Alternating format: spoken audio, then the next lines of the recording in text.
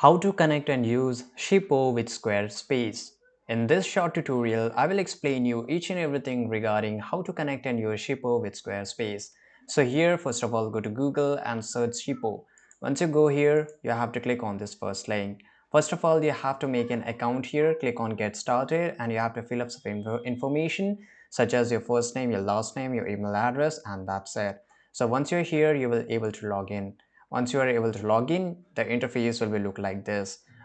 In your case, you will not able to see your store because you to see the orders, you need to first of all connect your store, right? So to connect your store, for sometimes it happens that when you're sign up or when you're making a new account, you get a notification here to connect your store. But if you aren't, then it's fine. Just click on the settings icon here and then just go to the store.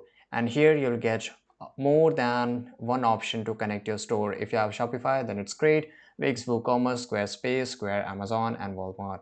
So for now, we will connect Squarespace to Shippo. So just click on Squarespace. Once you click on here, just click on connect, right? Once you click on connect, it will redirect to your Squarespace. Once you're here, you have to log in your Squarespace account. Once you log in, you'll get this info connect Shippo with Squarespace. Then here you have to allow it.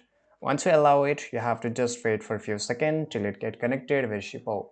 Then you will be redirected back to Shippo and you can see that our store is connected with Shippo, right? And here you can just process all the orders when it's get connected.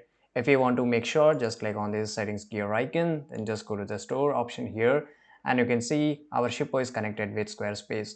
I hope you found this video very useful.